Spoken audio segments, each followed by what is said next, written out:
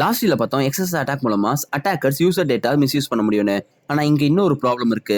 சர்வருக்கு ரொம்ப அதிகமா ரெக்வஸ்ட் வந்தா என்ன ஆகும்? இது code for job series day 13. What is rate limiting and why is it important? Example, ஒரு யூசர் இல்ல அட்டாக்கர் சர்வருக்கு கண்டினியூஸா ரெக்வஸ்ட் அனுப்புறாங்கன்னு இமேஜின் பண்ணிக்கோங்க. கொஞ்ச நேரத்துல சர்வர் ஓவர்லோட் ஆகலாம், ஸ்லோ ஆகலாம், இல்ல கிராஷ் கூட ஆகலாம். அதை ப்ரிவென்ட் பண்ண தான் டெவலப்பர்ஸ் ரேட் லிமிட்டிங் யூஸ் பண்ணுவாங்க. ரேட் லிமிட்டிங்னா சிம்பிளா சொல்லணும்னா ஸ்பெசிஃபிக் டைம்ல ஒரு யூசர் எவ்வளவு ரெக்வஸ்ட் பண்ண முடியும்னு செட் பண்றது. எக்ஸாம்பிளுக்கு 1 மினிட்ல 100 ரெக்வஸ்ட் தான் அலோவ் பண்ணுவாங்க. அதை விட அதிகமா ட்ரை பண்ணா சர்வர் பிளாக் பண்ணும், இல்ல கொஞ்சம் டிலே பண்ணும். இப்படி பண்ணா சர்வரை சேஃபா மெயின்டைன் பண்ண முடியும். பட் செக்யூரிட்டிக்கு இது மட்டும் போதுமா? இன்னும் சில மெத்தட்ஸ் இருக்கு. ப்ரௌசர் கிட்ட என்ன டேட்டா ஷேர் பண்ணலான்னு கண்ட்ரோல் பண்ண செக்யூர் ஹெடர்ஸ் யூஸ் பண்ணுவாங்க. பட் செக்யூர் ஹெடர்ஸ் எப்படி ஒர்க் ஆகுது?